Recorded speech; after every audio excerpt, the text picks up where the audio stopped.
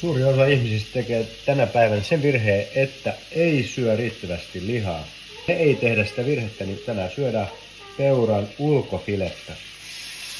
Laitetaan pannu kuumaksi ja runsaasti luomulaatuista kirnuvoita mukaan ja sitten paistellaan. Älyttömän hyvää, älyttömän yksinkertaista ja ennen kaikkea todella ravitsevaa. Just sitä ruokaa, mitä meidän keho ja mieli kaipaa. Rasva palaa, testosteronit nousee, tulehdustilat vähenee, mieliala paranee. Vain muutamia terveyshyötyjä mainitakseni.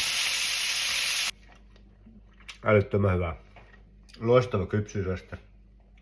Kuorandi merisuola. Ja ennen kaikkea raaka-aine itsessään peuran ulkofile. Kiitos.